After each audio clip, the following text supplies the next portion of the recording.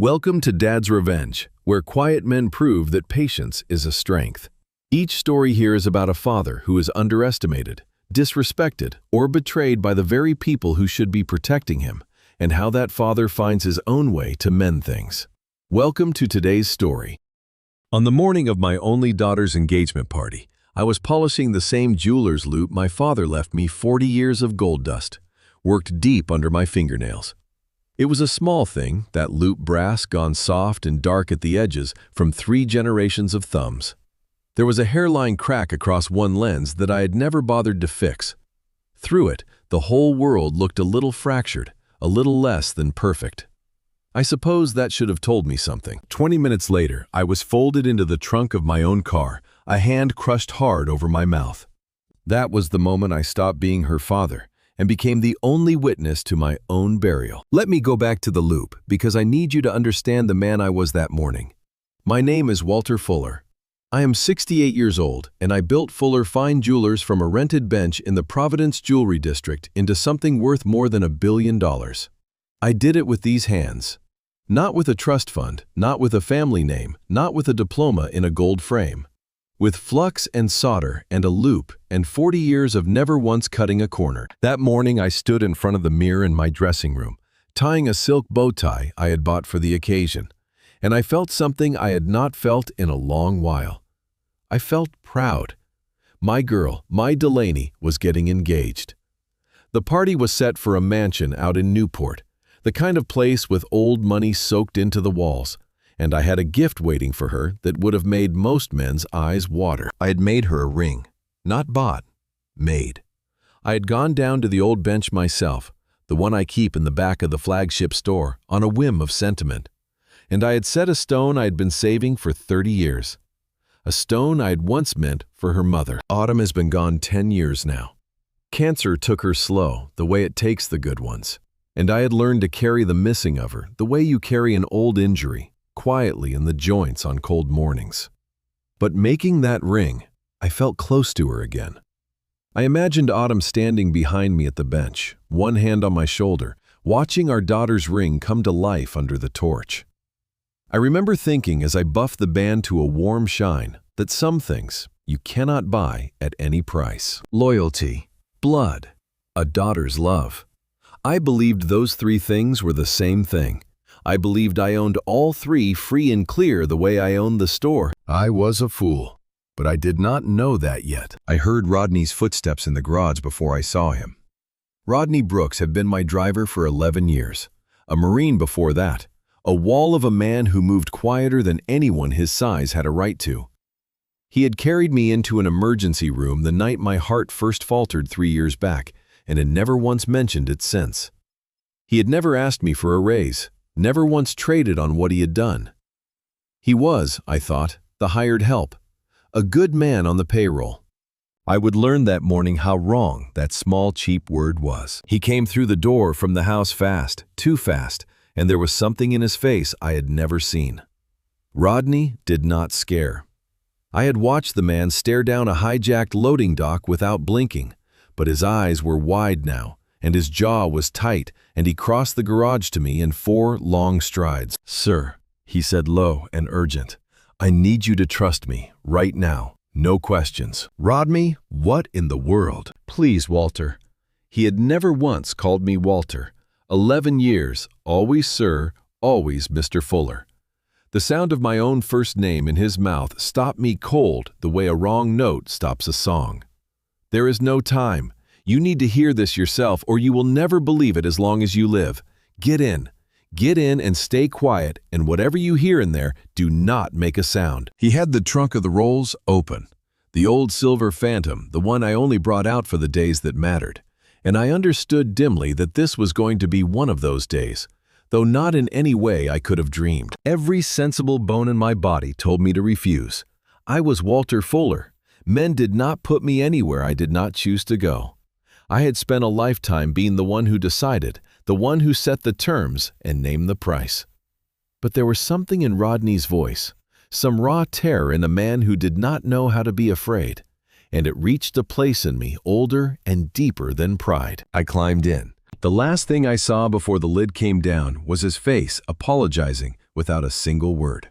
Then the dark swallowed me whole, and I heard the latch catch with a sound like a small bone breaking. The trunk smelled of cold leather and old gasoline, and the faint metal tang of the spare tire pressed against my cheek. My knees were folded up against my chest, and the arthritis in them lit up at once a deep familiar ache I usually breathe through and ignore. But in the dark, with my heart going hard against my ribs, there was no ignoring anything. Every sensation stood out sharp and enormous. The rough weave of the trunk liner under my palm, the whisper of my own breathing too loud, the absurd, humiliating fact of it all. I'm an old man in a tuxedo, I thought, lying in the trunk of my own car on the happiest morning of my daughter's life. What in God's name is Rodney doing? What could possibly be worth this?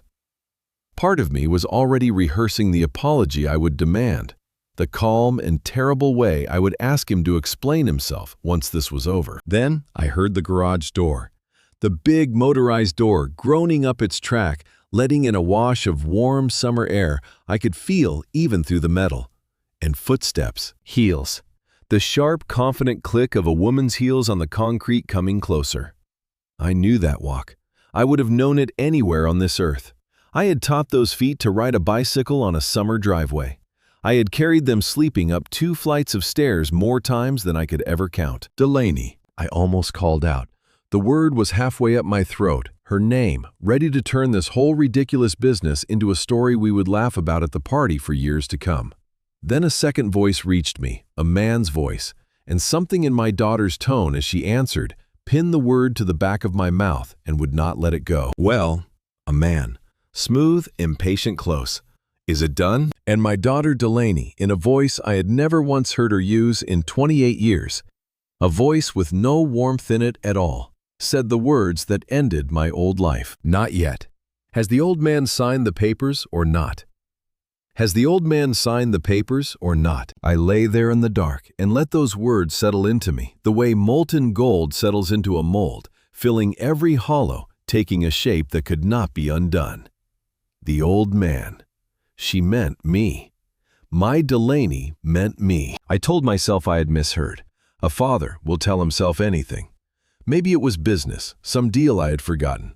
Maybe the cold inner voice was just the acoustics of a concrete garage. I built an entire courtroom in my head in the space of 2 seconds and argued my daughter's innocence before a jury of my own hope. Then the man spoke again, and the courtroom came down. Not yet, he said. But relax. Veronica switched his heart medication this morning. Veronica, my wife, my second wife, 2 years married, the woman who had come into my life 3 years after I buried Autumn and made a cold house feel like a home again. The woman who brought me my tea in the evenings and asked about my day and swore under a bridge in Paris that she had married me for my soul and not 1 cent of my money. That Veronica, my wife. The digoxin's gone, he went on, casual as a man reading a lunch menu. She replaced it with a benzo, a heavy one. Between that and the stress of the day, he'll be slurring by the time we reach Newport. By the toasts, he won't know his own name. That's when Dr. Felix steps in and declares him incompetent, right there in front of 200 witnesses. I knew that voice now. Damien. Damien Schneider, the man my daughter was to marry. The man I had given a title and an office and a salary because Delaney had looked at me with those eyes, her mother's eyes, and asked me to. I had shaken his hand. I had poured him my good scotch. He had just described poisoning me as if he were describing the weather. A third voice joined them, softer, and this one drove a splinter straight through the center of my chest. Warm, soothing, the exact tone she used when she brought me my tea in the evenings and asked about my day. It's already done, Veronica said. I ground it into his coffee this morning, and I have more in my clutch for the reception. Don't fuss, Damien. I have been feeding this man his medicine for 2 years. He trusts my hand more than his own. 2 years. I did the arithmetic no husband should ever have to do. I thought of every cup she had ever handed me. Every night I had woken groggy and blamed my age. She had been practicing on me. She had been learning my body the way I learned a stone patient, unhurried, waiting for the moment to cut. I want you to understand something about me because it matters for everything that came after. I have spent my whole life around counterfeits. Plated brass sold as solid gold, glass cut to catch the light like a diamond, cubic zirconia set in a real ring to fool a real appraiser. I built a fortune on being the man who could not be fooled, who could weigh a thing in his palm and know its true nature, no matter how it shined.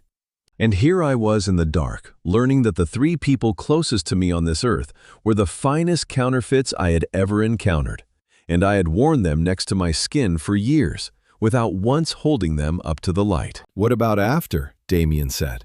"The declaration only gets us so far." "That's where it gets clean," Delaney answered, "and God help me, there was pride in it." Once he's declared incompetent, guardianship transfers to Veronica. She annuls the prenup. Damien takes control of the accounts through the office. We liquidate the retail chain and the gemstone vault before the board even convenes. Your father already handled the paperwork. "He's good," Damien said. "Best forger on the East Coast, and I'm not just saying that because he's my old man. The transfer documents are already signed in Dad's hand. Perfect. Nobody contests a signature that clean." His father, the forger. I lay very still and let another wall come down inside me. Veronica had a lover then. I had not even reached that thought yet, and here it was, arriving early. The way Damien said his father's name, the way Veronica went quiet at the sound of it, I understood before anyone said it out loud. Damien's father was not just a forger for hire. He was Veronica's man. The one she washed my touch off her hands to go and meet. So that was the shape of it. I had believed her the way I never believed a stone until I had put it under the light. With her, I had skipped the light entirely. I had wanted so badly to be loved at 68 that I took the shine for the metal. An amateur's mistake, the kind I would have fired a young appraiser for making. "And the old man himself," Damien said. "After Cedar Hollow," Delaney said. The name meant nothing to me for a heartbeat. Then it did, and the cold that went through me had nothing to do with the trunk. Cedar Hollow was not a retirement home. It was not one of those bright places with a garden and a piano and grandchildren visiting on Sundays. Cedar Hollow was a locked state facility for the severely demented out past the county line. The kind of place families whispered about and never toured. Twice. A place where a man was filed away behind a heavy door and left to come apart alone until his heart finally gave up the work of beating. They were not going to rob me. Robbery, I could have understood. Robbery is a thing greedy people do. This was something else.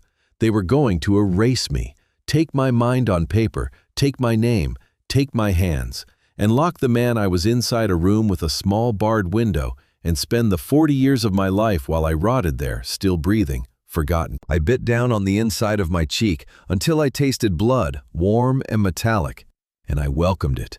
The pain gave me something to hold. Because the other thing rising in me, the thing filling the dark trunk like water filling a sinking hole, was not fear. It was rage. A rage so complete and so cold, it did not feel like heat at all. It felt like the moment before you strike an arc with a torch, that stillness, that gathering before the blue flame catches and the metal begins to run. I had given this girl everything. Not money. Money was the least of it, though I gave her oceans of that too. I had given her my time, my promises, my dead wife's stone sitting in a ring box in my breast pocket at that very moment, warm against my chest. I had built an empire with my hands, so that she would never have to know the shame I had known, the shame of being the poor kid, the tradesman, the man they let in the back door. And she had returned all of it by planning to bury me alive on the morning she called me Dad for the cameras. Outside the trunk, the three of them laughed at something. My family.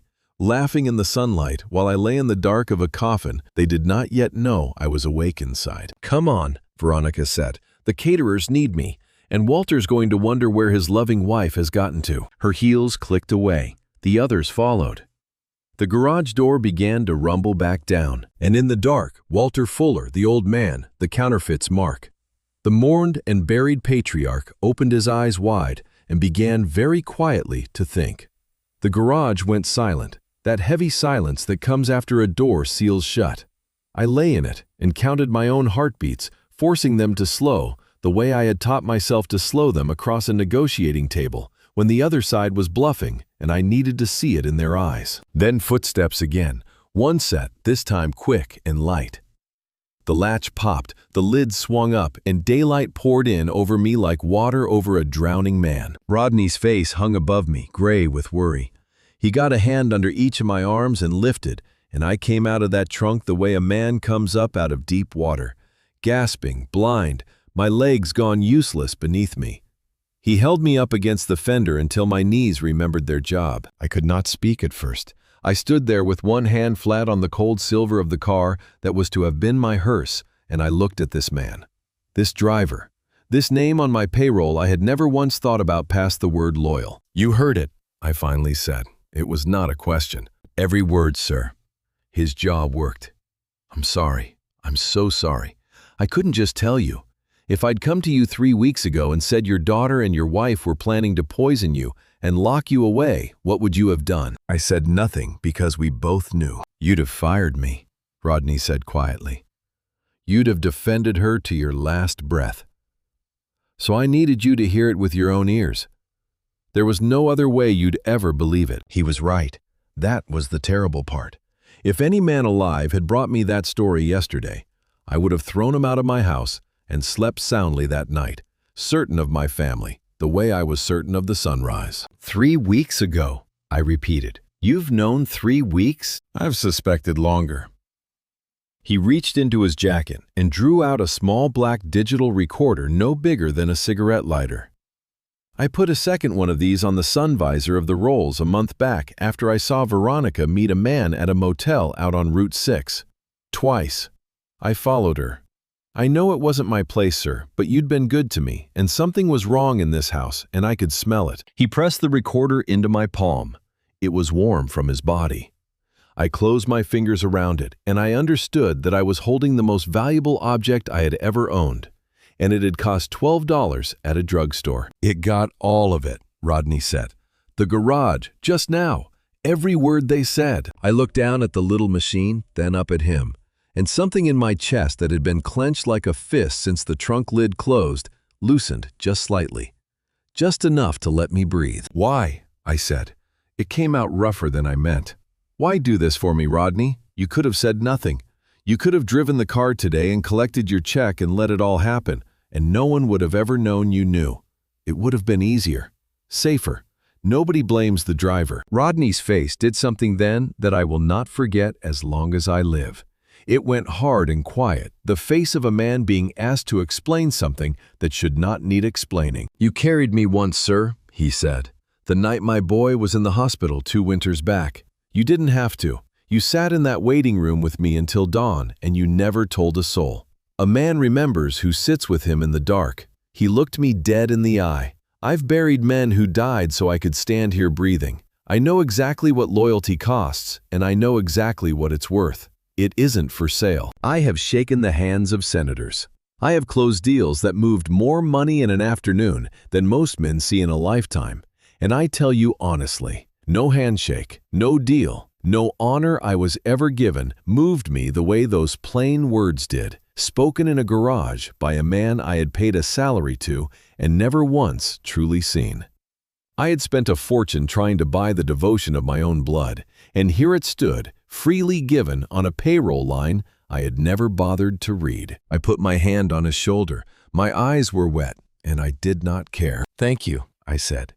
"Son." The word came out of me before I chose it. It surprised us both. He was not my blood. He would never carry my name or inherit my eyes, but he had pulled me out of a coffin while my own daughter checked her makeup over my grave. And in that moment, I understood a thing it takes some men their whole lives to learn, and some men never learn at all. Family is not the blood in your veins. Blood is only chemistry. Family is the one who reaches into the dark and pulls you out. Rodney's throat moved. He nodded once, and that was all either of us could manage. I straightened. The dizziness was passing, but my heart still fluttered strangely in my chest, tripping over itself, and I knew what that was. I reached into my trouser pocket and drew out the small enamel pillbox I carried everywhere. I flicked it open with my thumb. There they were, the little white tablets Veronica handed me each morning with a glass of water and a kiss on the cheek. My heart medicine, she called it. I had swallowed poison from her hand and thanked her for it. I turned the box over and let them fall onto the concrete. Then I set the heel of my dress shoe on them and ground them to powder slowly, thoroughly, the way you crush something you never want to see whole again. "Rodney," I said, "do you have any aspirin in the car?" Glove box. He was already moving. He came back with a bottle, and I dry swallowed too, to thin whatever she had been putting in me, to give my poor abused heart a fighting chance at the day ahead. Then I stood up as straight as my spine would allow, and I felt the last of the old trusting foolish Walter Fuller burn away and something harder take its place. They wanted a senile old man. They had built their whole beautiful plan around a senile old man. I was going to give them one. I was going to give them the performance of my life. And then, at the exact moment they thought they had won, I was going to bring the whole thing down on their heads. But I could not do it alone, and I could not do it with a drugstore recorder and a bruised heart. I needed a weapon with teeth. I needed the one man on this earth besides the one standing in front of me that I trusted with my life. I held out my hand. "Rodney," I said, "the burner phone, the one you keep for emergencies, hand it here." The burner was a cheap plastic thing, the kind you buy in a blister pack and throw in a drawer. Rodney kept it charged for emergencies, and God bless him for the habit. I flipped it open and dialed a number I had not called in years. A number I knew by heart the way you know an old scar. It rang twice. "Katz and Dawson." The voice was gruff. Careful a man who answered his own line on the Saturday because he did not trust anyone else to. "Dawson." "Jonathan," I said. "It's Walter." A pause. In 30 years of friendship, Jonathan Dawson had learned to read the weather in a single word from me, the way I could read a stone in a single glance. "Walter." His voice changed, dropped, sharpened. "You're supposed to be walking your daughter into an engagement party in an hour. What's wrong? Listen to me carefully and don't talk until I'm finished." I turned so my back was to the house, so the words would carry to no one but him. This morning, my wife replaced my heart medication with a sedative. My daughter, her fiancé, and a bot doctor are going to declare me mentally incompetent at the party today in front of 200 witnesses. They have forged transfer documents already signed. The plan is a conservatorship, then a locked ward. A place called Cedar Hollow. The silence on the line was total. I could hear him breathing. "I have it on tape," I said. "All of it. Every word from their own mouths." When Jonathan finally spoke, the friend was gone from his voice, and in his place was the other thing. He was the thing that had made us both rich. A shark that had tasted blood in the water. "Say the name of the file, Walter." His voice was very quiet. "I need to hear you say it, so I know you understand what you're asking me to do." I understood.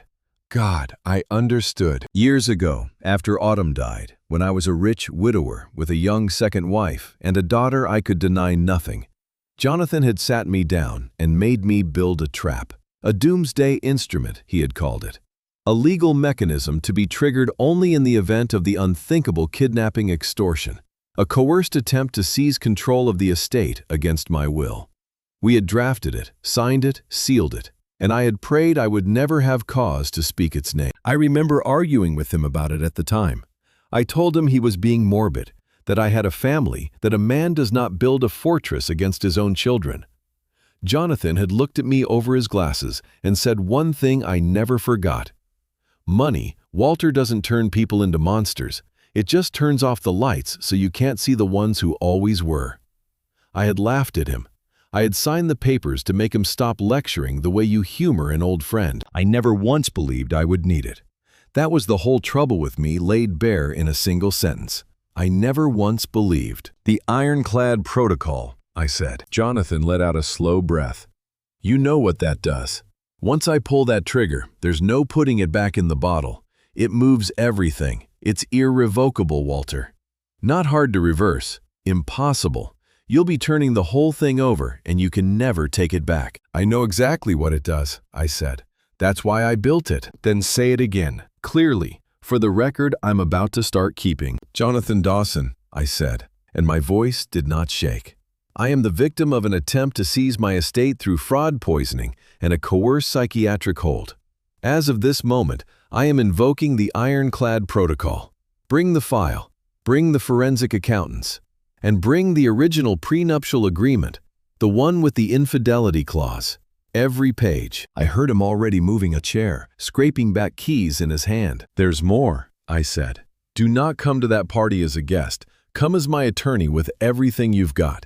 And Jonathan, call the chief of police, Cairo Pierce. Tell him Walter Fuller is asking for a personal favor, and tell him to bring uniforms, not a courtesy car. Enough for 3 arrests." 3, Jonathan repeated softly. "My wife, my daughter, and the man my daughter is about to marry." For a long moment he said nothing.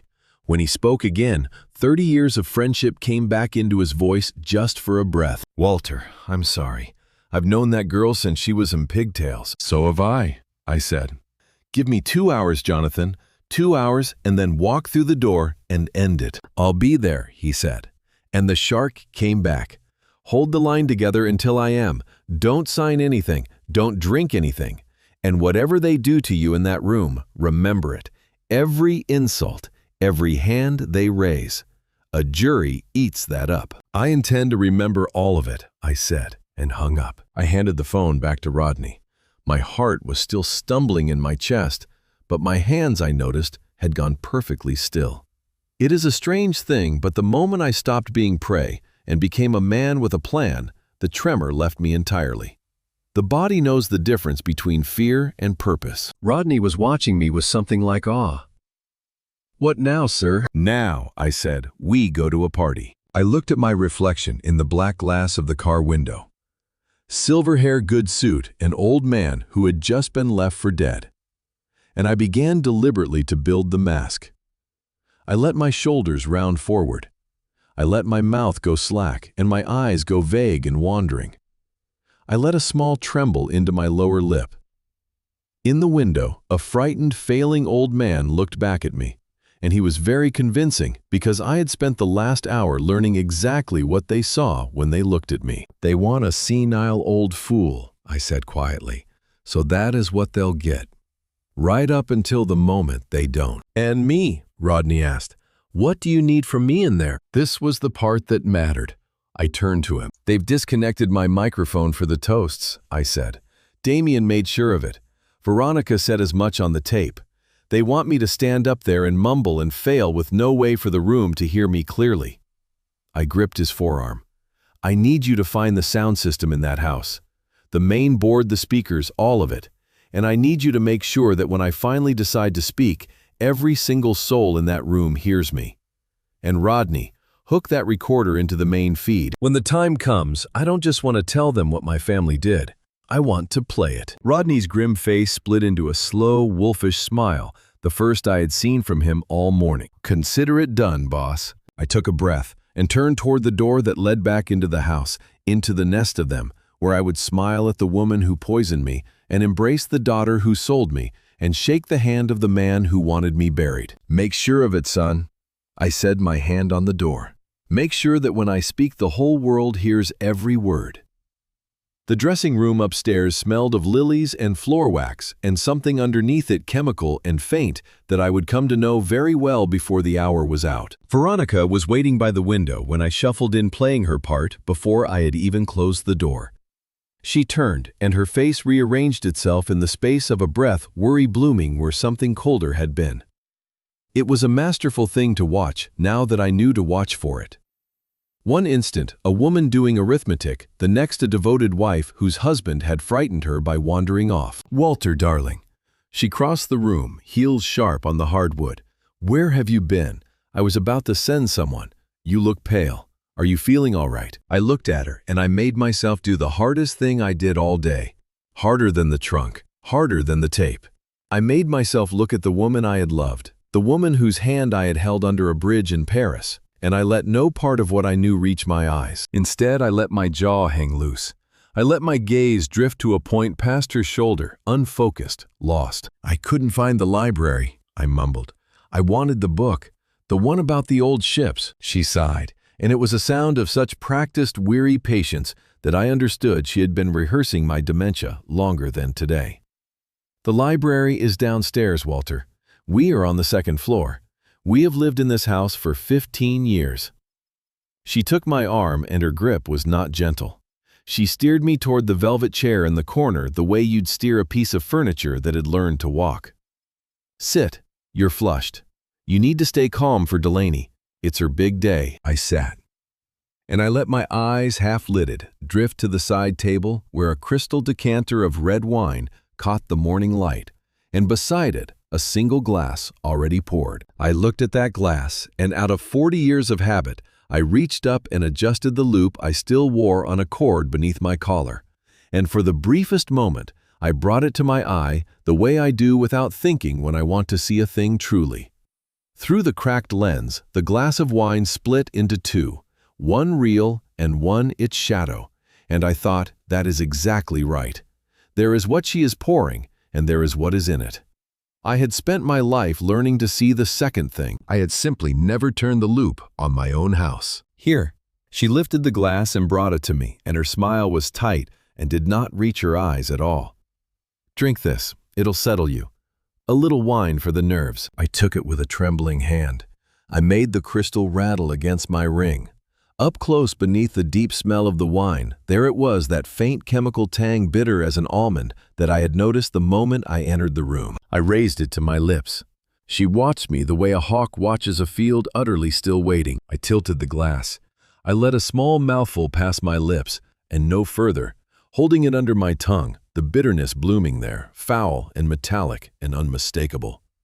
Then I lowered the glass, and in the same motion, brought my other hand up to my mouth as a cough took me hard and rattling. I had the handkerchief ready, my good Hermes square, the one I had chosen so carefully that morning to match the tie. I pressed it to my lips, and as I hacked and gagged for her benefit, I spat the mouthful of poisoned wine into the silk and folded it fast, hiding the stain against my palm. To Veronica, it was only an old man choking on his drink. "Careful," she snapped, stepping back to keep the splatter off her gown. "Good Lord, Walter, you can't even drink wine like a grown man anymore." I kept coughing, my eyes watering, and I understood I had a problem.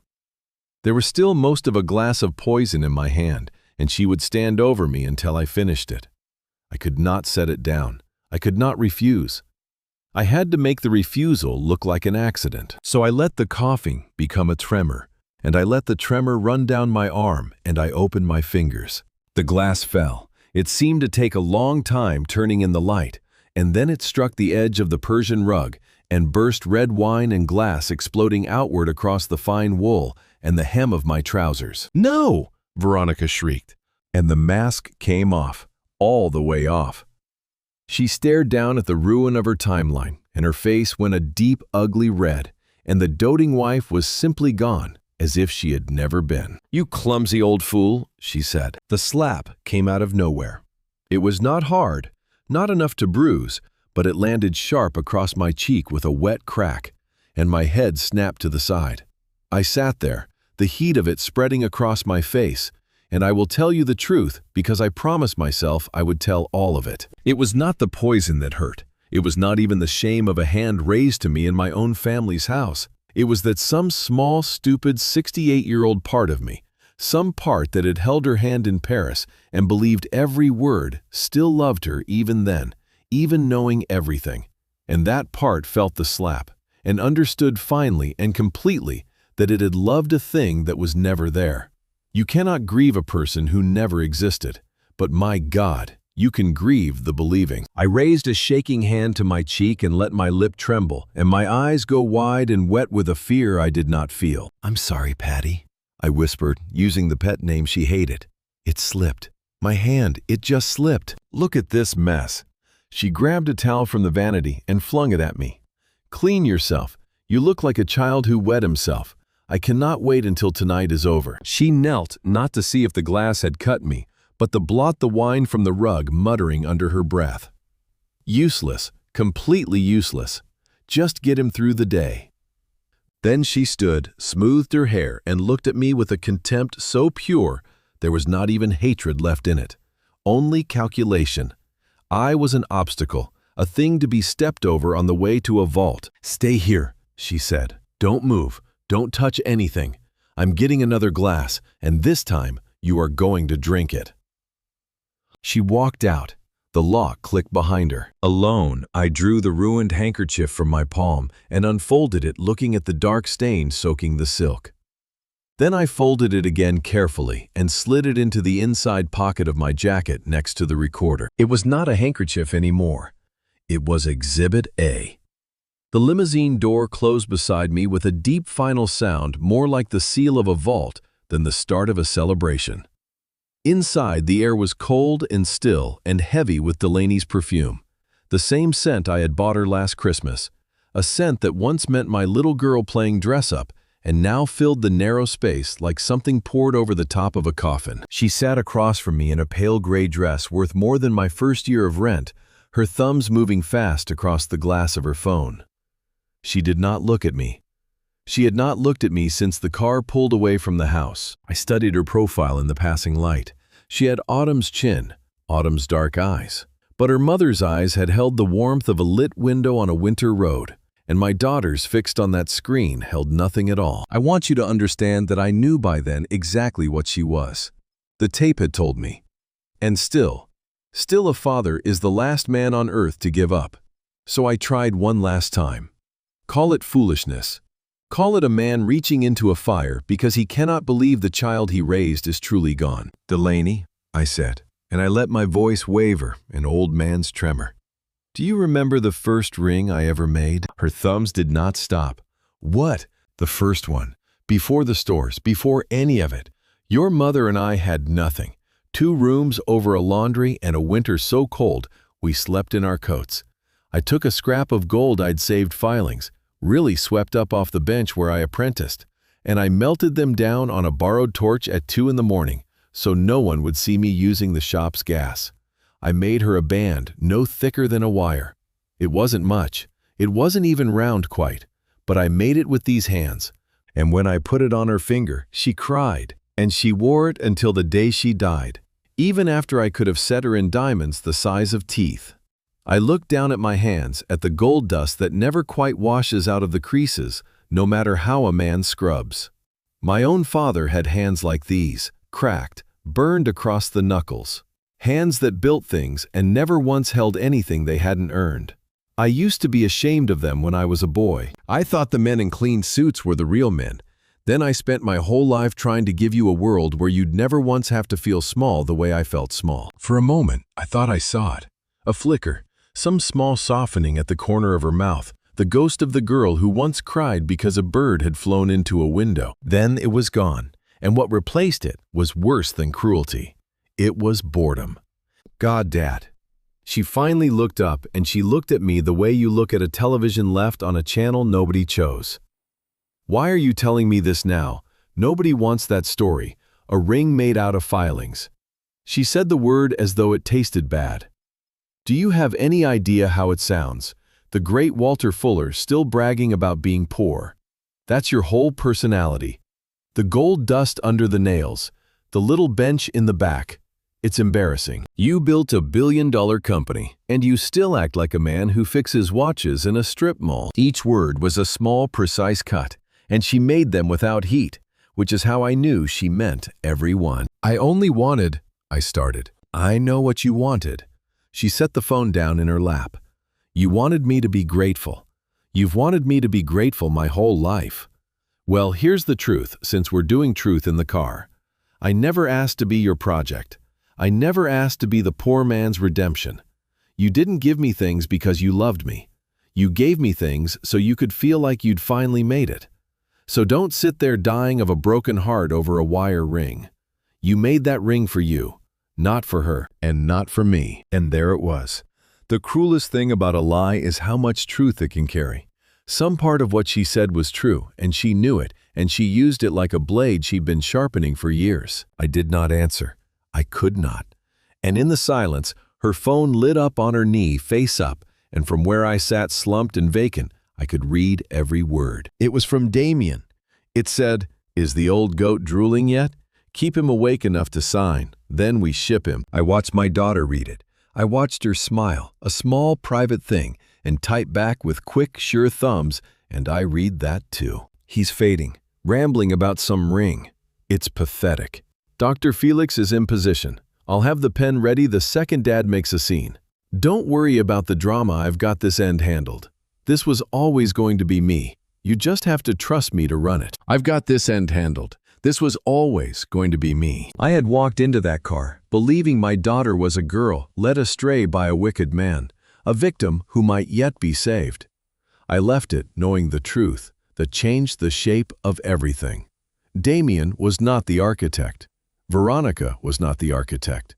The mind behind all of it, the cold, clean hand that had planned my burial down to the pen at the reception, belonged to the child I had carried, sleeping up 2 flights of stairs. She was not being used. She was running it. Something in me that had still somehow been holding a door open for her quietly closed. I did not slam it. A man who slams a door still hopes to open it again. This was not that. This was the sound a vault makes. I did not weep. I did not shout.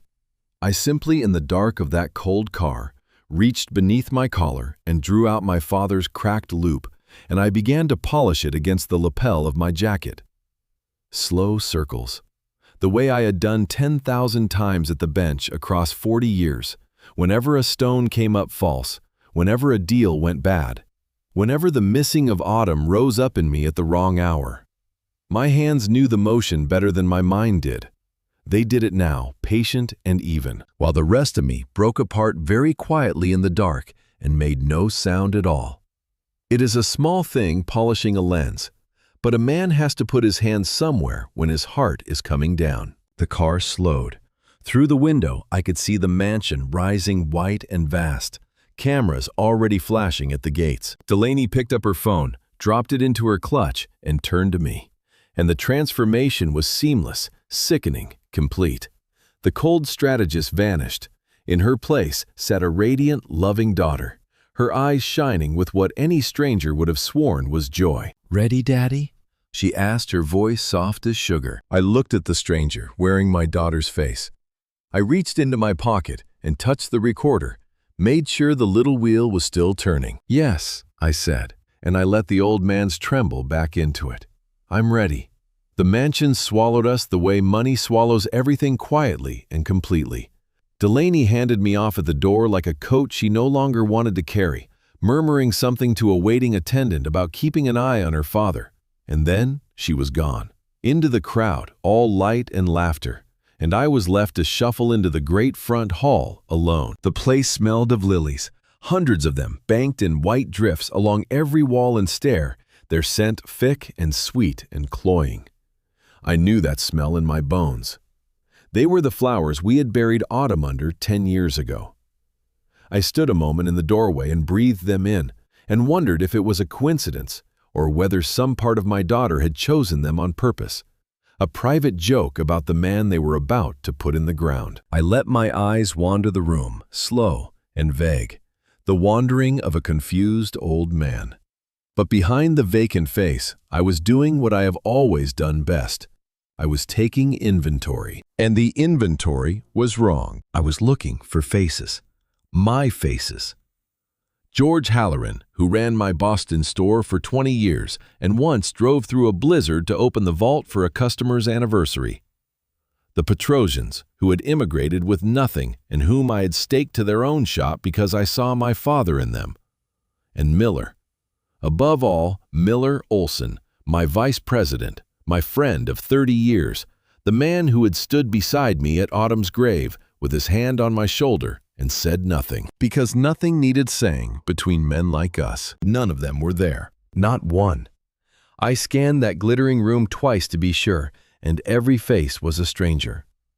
Beautiful strangers in beautiful clothes holding champagne they had not paid for and laughing too loudly at nothing. A young man in a suit that fit him poorly checked his own reflection in a silver tray. A woman with a face frozen smooth by a surgeon's needle slipped canapes into her handbag when she thought no one was watching. These were not guests. They were extras, hired faces or borrowed ones, the kind of people who follow money the way gulls follow a fishing boat. Delaney and Damien had filled the room with quantity because they had no quality to offer, and because quantity does not ask questions. Quantity does not look at an old man being led about and think, that is not right, I should call someone. And then I understood the deeper cruelty of it, and it was worse than the poison, worse than the slap. My friends had not simply failed to come, they had been kept away. I could hear the lie Veronica would have told them, the same warm, sorrowful voice she used on me. Walter isn't himself anymore. He gets agitated around people he used to know. It confuses him, upsets him. The doctors say it's kindest to keep his world small now. Better to remember him the way he was. I could picture Miller getting that call. I could see him setting down the phone in his kitchen, that good plain face gone slack with grief, believing every word, because why on earth would he not? He would have told his wife I was slipping. He would have raised a quiet glass to the man I used to be. And he would have stayed home out of love, out of respect, doing exactly what my daughter needed him to do. That was the genius of it. They had not made enemies of my friends. They had made mourners of them months early, so that not one good man would think to check whether the corpse was actually cold. They had cut me off from every soul who might have looked at me and seen Walter Fuller the man. They had left me in a sea of people who saw only Walter Fuller the estate. When the hammer came down, there would be no one in that room who loved me. No one to stand up and say, "Wait, this is wrong." Only witnesses to a decline that had been arranged for their benefit, well-dressed and half-drunk and eager to look the other way. It is a lonely thing to stand in a crowd of 200 and know that not one of them would cross the room to save your life. I had spent 40 years filling rooms with people.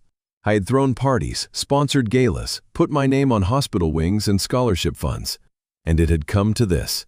A hall full of strangers and every man who would have died for me sitting at home grieving a death that had not happened yet. "There you are," Damien's voice at my elbow. He had appeared beside me smooth as oil, a glass in his hand, his smile bright for the room, and his eyes flat as slate. He did not call me Walter. He did not call me Dad. Those courtesies had gone the way of everything else. "Stay put, old man. I have to go handle the press at the gate. Don't wander off." He leaned in, and the smile stayed on his mouth while it left the rest of his face entirely. "I mean it. Wander off, and I'll have one of the boys zip-tie you to a radiator until it's time.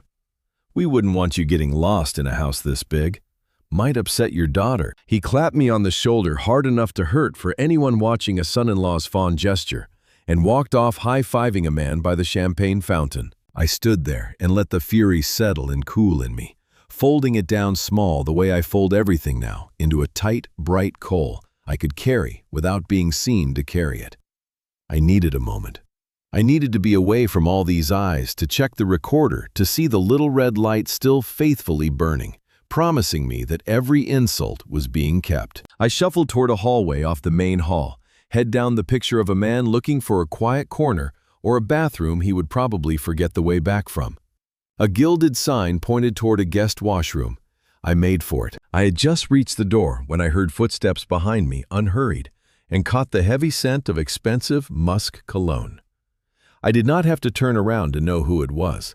The same cologne had been at my elbow a moment ago, promising me a radiator. I stepped into the washroom. Black marble gold fixtures, a mirror ringed in soft light.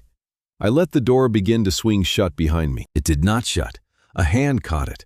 And then behind me, I heard the small, deliberate click of the lock being turned. I raised my head, and in the mirror, I watched Damien lean back against the door, arms folded, watching me with a slow and patient smile. "Just you and me for a minute, Walter," he said softly. "I think it's time we had a talk about how the rest of your day is going to go." I turned around slowly, the way a frightened old man turns, and I let water drip from the hands I had just run under the tap, and I made my eyes wide and lost. "Damien," I mumbled. "I couldn't find the towels." He did not answer right away. He liked the silence. He liked watching the great Walter Fuller reduced to a wet, stammering thing in a locked marble room. He pushed off the door and came toward me unhurried, his footsteps loud on the tile, and he stopped a foot away, close enough that I had to tilt my head back to hold his eyes. He was taller than me, younger, stronger, and he wanted me to feel all three. It is the oldest trick there is, the physical looming, and I had seen it across 100 negotiating tables from men half as dangerous as they thought they were.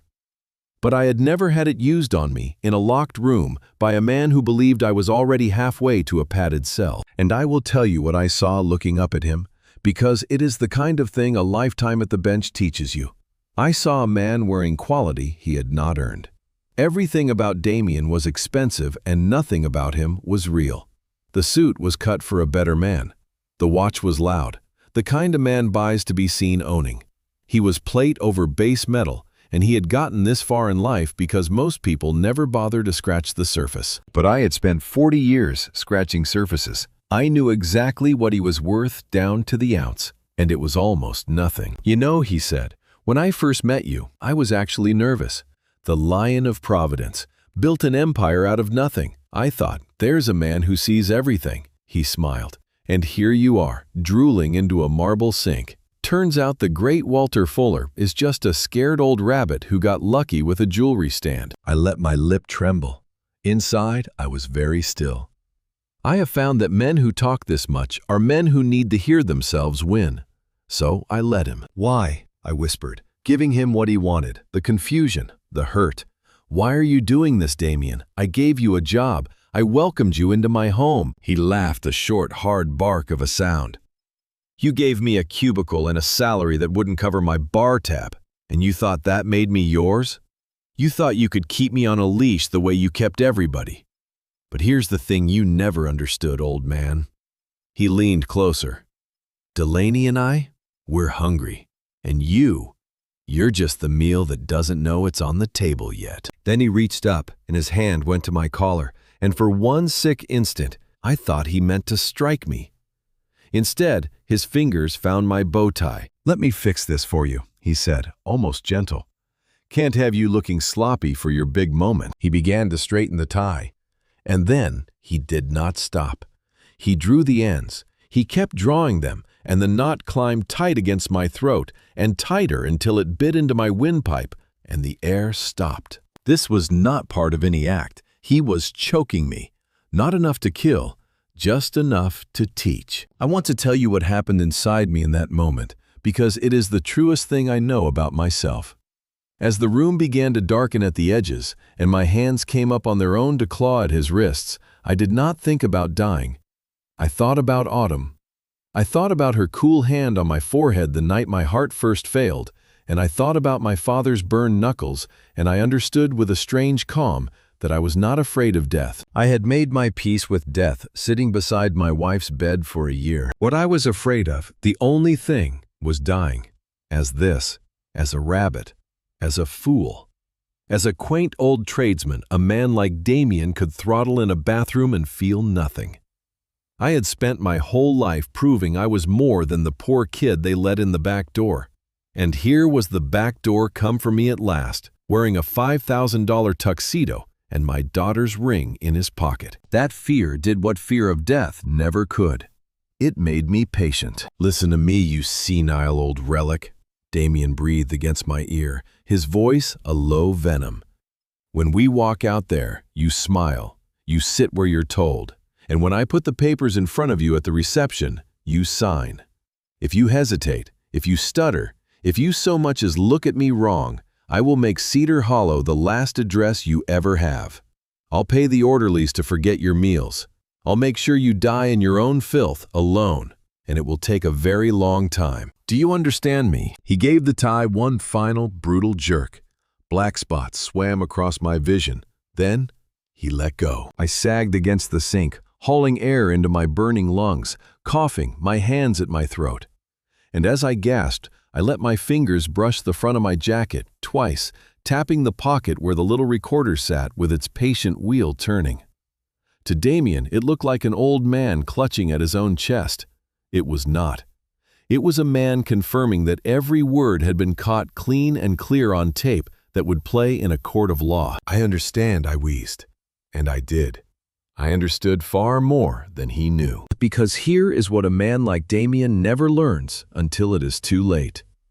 When you choke a proud man in a locked room, you do not break him. You clarify him.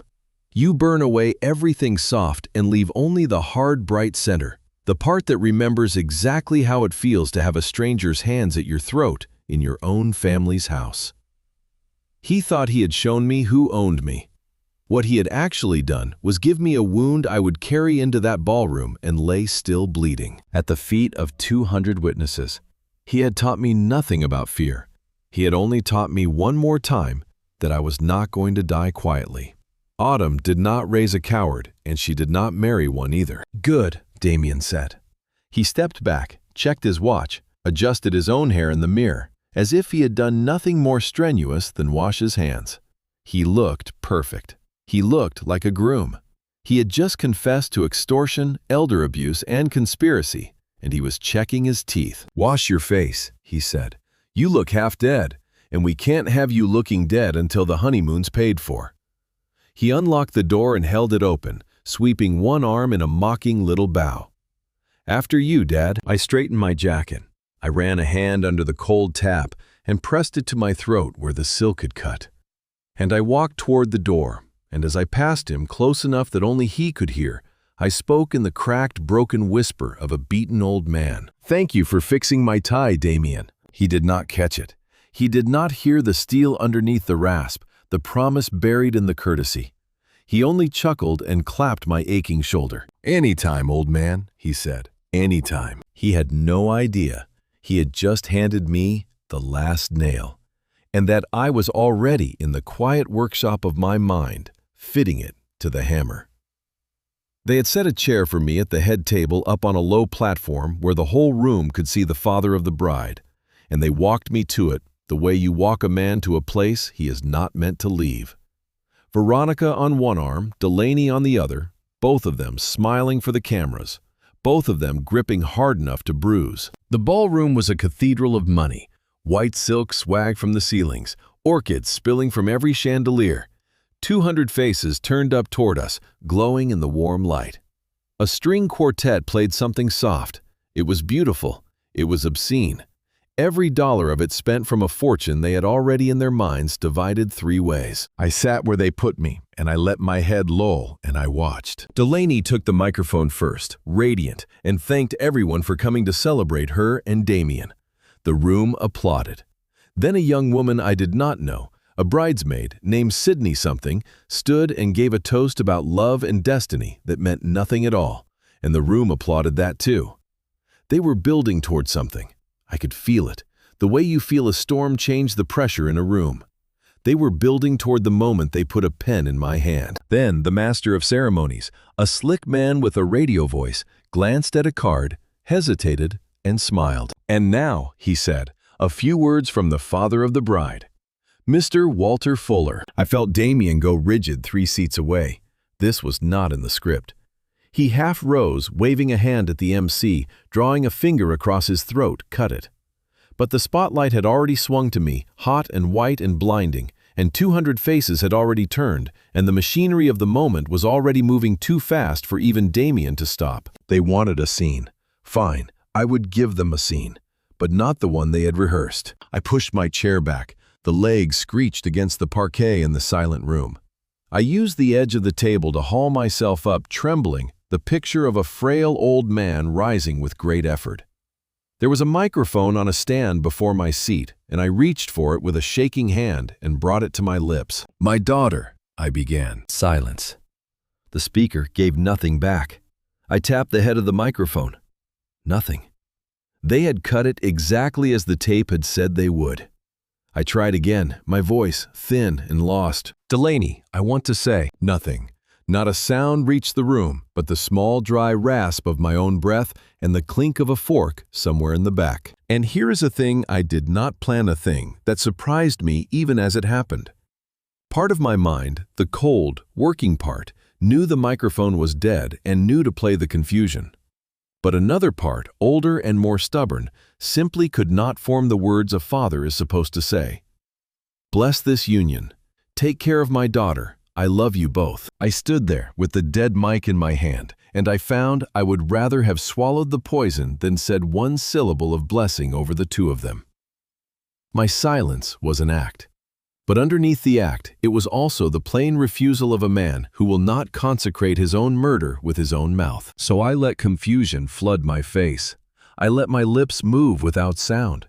I looked at the dead microphone as if it had betrayed me, as if the whole world had gone soft and strange around me, and I heard the murmur begin among the tables, the pity, the whispered, "Poor man, look at him, it's so sad." That was when Damien made his move. He was up and out of his chair, all warmth and concern for the room. a devoted son-in-law rushing to help a struggling old man. "It's all right, folks," he announced, his voice carrying easily where mine could not. "Dad's had a long day. The excitement's a bit much for him. Let's give him a rest, hey?" He crossed to me and reached for the microphone, and under the cover of that kind gesture, his hand closed hard over mine, wrenching, and he leaned in and hissed too low for anyone but me. "Sit down, you old fool. Sit down before I put you down." I did not sit. I held on. For just a moment, the two of us stood locked together over a dead piece of plastic, an old man and a young one, and to the room it looked like a gentle struggle, a confused grandfather who would not give up the mic. But I felt the real force in his grip, and I saw the real thing move behind his eyes, and I knew he had decided. He placed his free hand flat against the center of my chest. To 200 people, it was a steadying gesture, a son guiding his father back to his seat. It was not. He shoved, hard. My balance was already gone, undone by the very frailty I had been performing all day, and there was nothing to catch me. I went backward. My heel caught the edge of the platform, and my arms went up, windmilling at empty air, and I heard Delaney cry out, "Daddy!" in a voice pitched perfectly for the cameras, though she did not move so much as an inch to catch me. I hit the floor. I want to be honest about this part because there was no acting in it. My hip struck the marble edge of the step with a crack I felt in my teeth, and a bolt of white pain went up my side and stole the breath from me. This was not a performance. This was an old man's body meeting stone, and the sound of it brought a gasp from the whole room, and somewhere a small scream. I lay on the cold floor, looking up at the vaulted ceiling, and the ring of horrified faces peering down over the edge of the platform phones, already rising, already filming the fallen giant. Damien stood over me, adjusting his cuffs. He did not kneel. He did not offer a hand. "Somebody help him up," he called to the room, shrugging the picture of weary patience. "It's the medication. Makes him dizzy. We keep telling him to use the wheelchair, but you know how proud these old fellows are." Two of his groomsmen, big men, built like the linemen they had probably once been, hauled me up under the arms and dropped me onto the front pew of chairs like a sack of feed. I slumped there, breathing hard, my hip a single burning coal, and under the noise, under the pain, under the ring of pitying strangers, I slid my hand inside my jacket. My fingers found the recorder. The little wheel was still turning, faithful as a heartbeat. It had caught the shove. It had caught his voice. It had caught all of it. I let my chin drop to my chest, the very image of a broken, beaten old man. But behind the bowed head, my eyes were open, and they were dry, and they were fixed on the back of Damien's neck as he returned, smiling, to my daughter's side. "Go ahead," I thought. "Take her hand. Make your promises, because when you turn around, you are not going to find a helpless old man on the floor. You are going to find the end of your entire world." The show, I thought, is almost over, and then it will finally be mine. They moved us to the reception hall for the cake, and I let them. I sat at the head table on my bruised hip, and I nursed a glass of sparkling water, and I watched the last minutes of their triumph tick by. Damien and Delaney sat in the center, holding hands, glowing. They thought the hard part was behind them. The old man had been humiliated, dropped, put in his corner. All that remained was the cake and the pen and the quiet ride to Cedar Hollow. The master of ceremonies stepped to the podium. He checked his card, and I saw him hesitate the way he had before, some instinct in him snagging on the schedule. And finally, he said, a few words from the father of the bride, Mr. Walter Fuller. I felt the whole table stiffen. Damien came half out of his chair, slashing his hand across his throat again. "Cut it! Cut it!" But I was already rising, using the table trembling, the beaten old man making one last doomed effort to speak. I lifted the microphone from its stand. I brought it to my lips. "My daughter," I said. Nothing. Dead air. They had made sure of it a second time. Damien was on his feet now, wearing his kindest, most public face. "Folks, I think we've got some technical trouble, and honestly, Dad's just worn out. It's been a big day." He crossed toward me, hand out for the mic, and dropped his voice to a hiss only I could hear. "Give it to me, Walter. Don't embarrass yourself. It's off. I turned it off myself." I held on. And we stood there, the two of us, gripping a dead piece of plastic, and to the room it looked like a patient son and a confused old father. And Damien's mouth was smiling, and his eyes were promising me a very long death. That was when the sound tore through the hall. A high screaming shriek of feedback, loud enough to make 200 people clap their hands over their ears. It did not come from the microphone in my hand. It came from the great speaker stacks on either side of the stage, roaring to sudden, furious life. Damien froze. He turned confused, searching for the source. And out of the shadows at the side of the stage, a figure stepped into the light. It was not a waiter. It was not the DJ. It was Rodney. He had changed. Somewhere in the last hour, my driver had put on his dress blues, the uniform of a United States Marine. The jacket pressed to a razor's edge, the medals catching the stage lights and throwing them back like small hard stars. He looked carved from stone. He crossed that stage with a stride that shook the floorboards. And in his hand he carried a heavy, corded microphone, its cable trailing behind him like a snake. He did not look at the crowd. He did not look at Delaney. He walked straight to me. Damien stepped into his path. "Who the hell, Rodney? You're fired. Get off this building." Rodney did not slow. He simply lowered his shoulder as he passed and put it into Damien's chest, a small, almost casual thing, and it sent the younger man staggering back into the cake table. The great white tower of it lurched and frosting smeared up the sleeve of that $5,000 tuxedo. Rodney stopped in front of me. He looked into my eyes and there was no pity in his face anymore, none at all. There was only respect. "Your floor, sir," he said, and held out the microphone. I let the dead plastic one fall from my hand. It clattered onto a plate and cracked it. And I took the corded microphone from Rodney, and it was heavy and cold, and it felt like the handle of a hammer that has waited 40 years to fall. I wrapped my fingers around it. I drew one long breath, and for the first time since dawn, I stood up all the way. I want you to picture it, because they were watching it happen and could not understand what they were seeing. The slump left my shoulders one vertebra at a time. The tremor left my hands, because there had never truly been a tremor, only a performance of one. And I set the performance down like a tool I no longer needed. The fog left my eyes and went hard and clear and bright as a cut diamond under the loupe. The frightened, failing old man they had built their whole plan around simply ceased to exist, and in his place stood the man who had built a billion-dollar house from a rented bench. The man they had all forgotten was still in the room. I felt 40 years of being underestimated gather in my chest like a struck arc, blue and silent and about to run. I looked at Damien wiping frosting from his sleeve, furious. I looked at Veronica, gone the color of ash. I looked at Delaney, her mouth open, her radiant smile finally gone. I brought the microphone to my lips. "Can you hear me now?" I said. My voice rolled out across that hall, deep and full and steady, and it rattled the crystal on the tables. It was the voice that had run a company of 4,000 souls. It was the voice that had faced down union bosses and hostile boards and 30 years of men who thought they could take what was mine. It was not the voice of a man with dementia. It was not the voice of anyone's victim. A gasp went through the room like wind through wheat. I watched it move across their faces, the slow, dawning horror of 200 people realizing that the pitiful thing they had been shaking their heads over all afternoon had been standing among them the whole time, awake, counting, remembering. I let them have that moment. I had waited all day for it. I had earned it in a trunk and a locked bathroom and on a cold marble floor, and I was in no hurry now. "Cut the sound!" Damien screamed toward the DJ booth. "Cut it now!" But the booth was empty.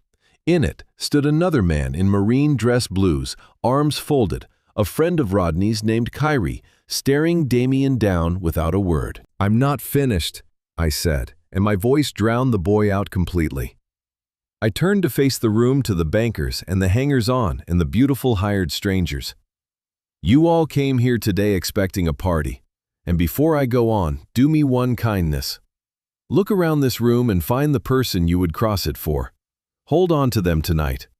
You are about to see what happens to a man who spent his life confusing the ones who wanted his money for the ones who loved him. I let that settle.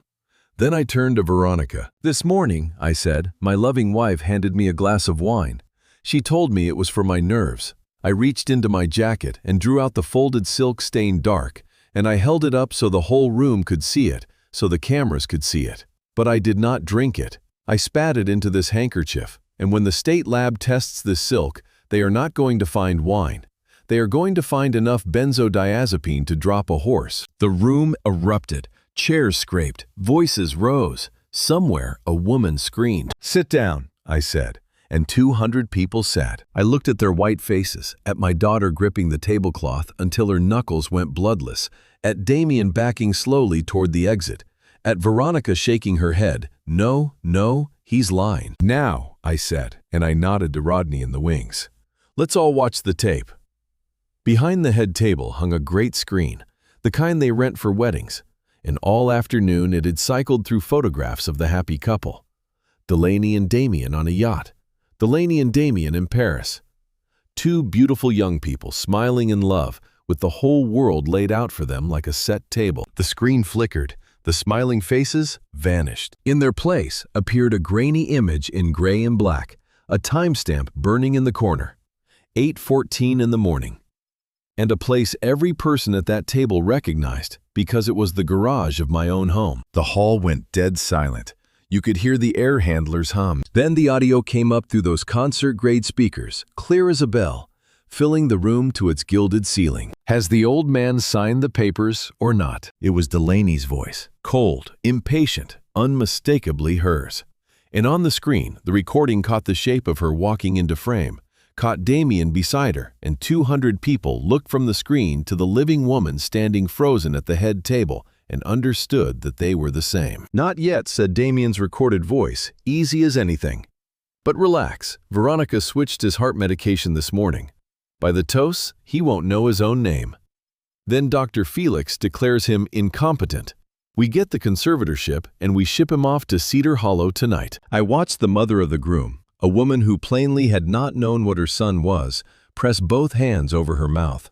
I watched the bankers in the front row quietly lift their phones and begin to record the recording. "We're looking at over $1 billion the tape went on, split 3 ways. Delaney broke. "It's fake!" she screamed, jabbing a finger at the screen. Wild, now her composure gone to pieces. "It's AI. Someone generated that. It's a deep fake. My father is doing this to destroy me because he's jealous, because he can't stand that I said nothing. I only nodded to Rodney. The screen cut to black. Then it filled again, and this time the image was in color. A motel room. Cheap art bolted to the wall. An unmade bed, and on the edge of that bed sat 2 people counting stacks of cash. One was a man I had never met, but knew at once because he had Damien's jaw and Damien's cold eyes 25 years older. The forger. And beside him, wearing a bathrobe I had bought her in a hotel in Rome, sat my wife. The room did not erupt this time. It went utterly, horribly still. Because on the screen, Veronica leaned over and kissed that man long and slow, and then laughed and said something the microphone caught perfectly. "The old fool thinks I'm at a charity gala. He believes anything I tell him. God, his hands feel like paper.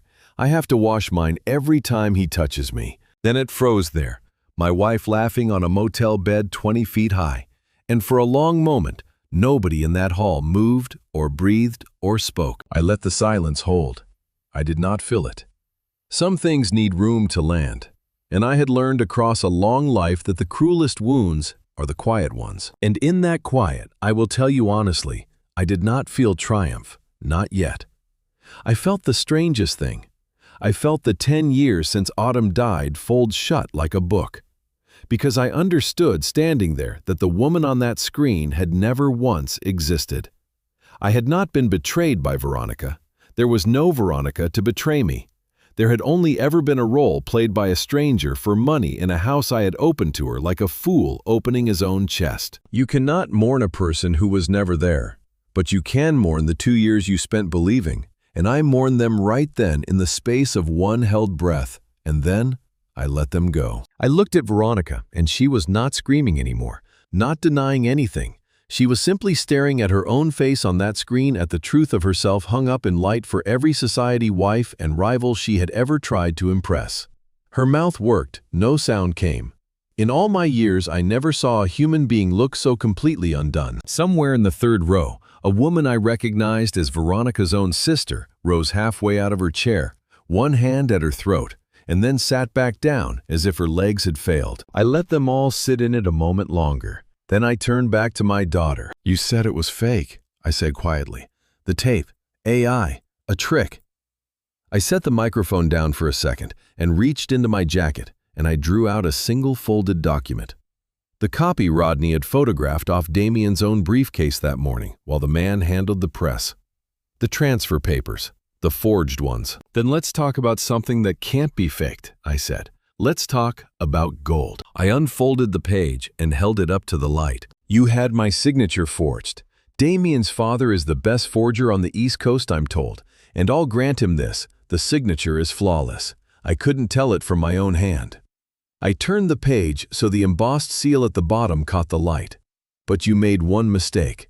You sealed these papers with the Fuller House seal pressed in gold leaf, the way I've sealed every legitimate document my company has issued for 30 years.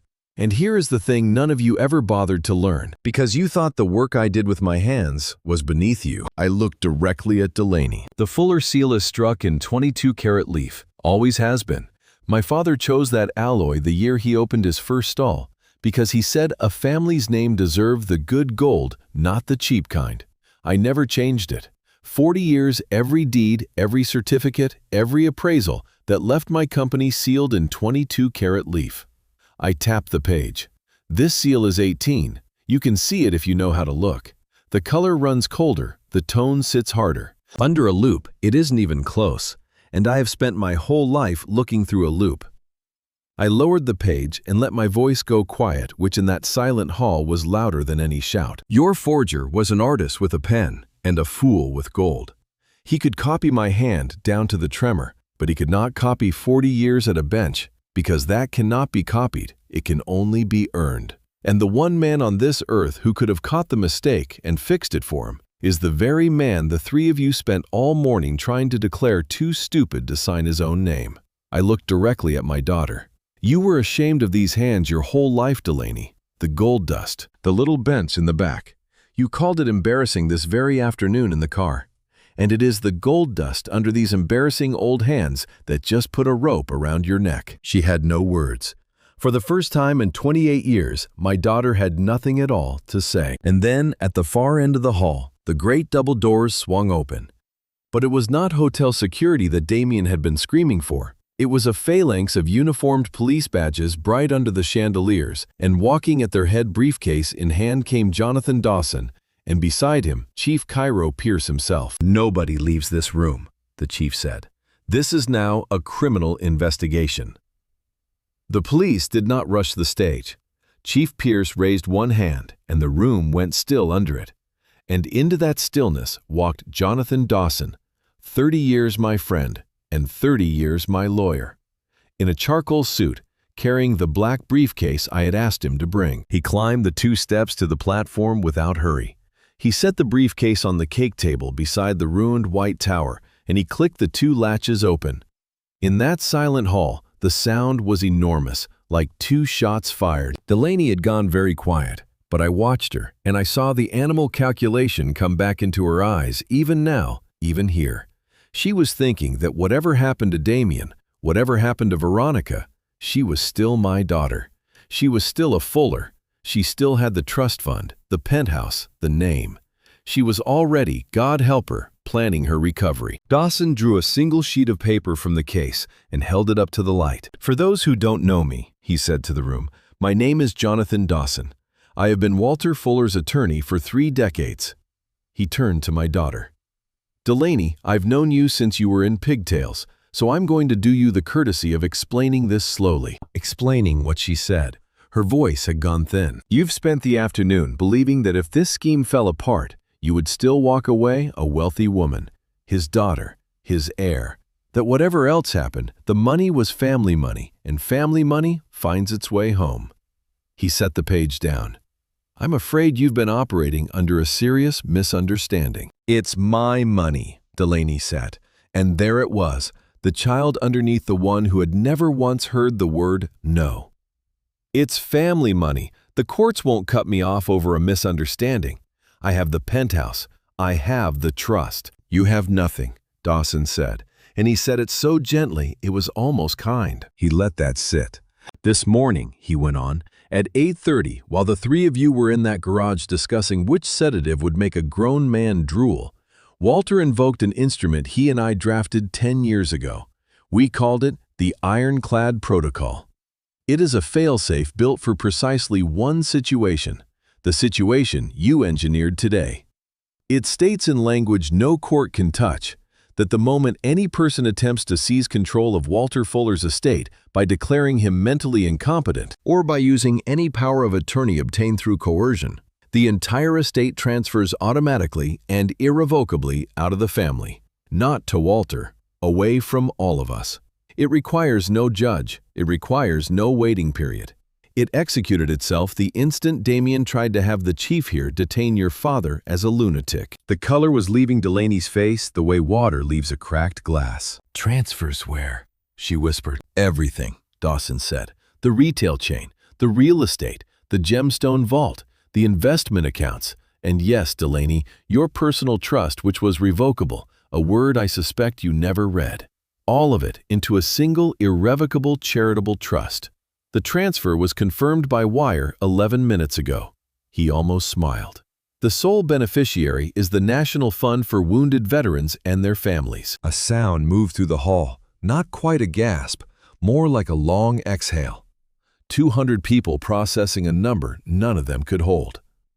Over $1 billion gone in the time it takes to send an email. Spoken past like water down a drain.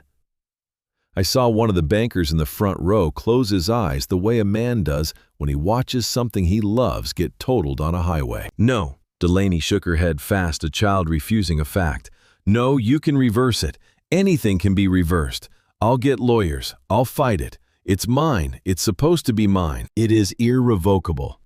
Dawson said again patiently, the way you repeat a hard truth to someone who is not ready to hold it. That is the entire point of the word.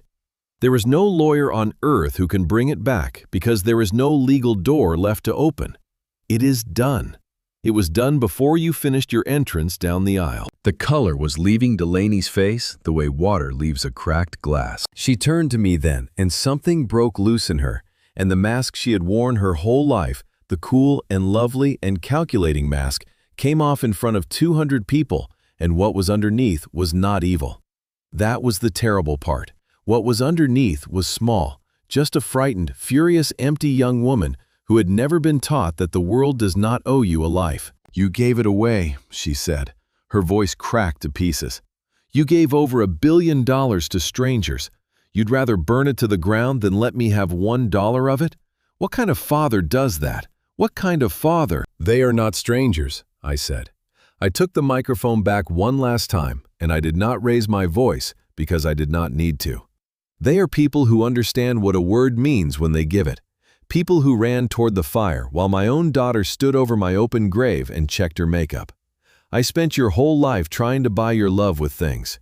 It turns out you can't buy the one thing worth having, but you can give it. So I gave everything I built to the men and women who would have pulled me out of that trunk without being asked. And here's the thing I understood only as I said it.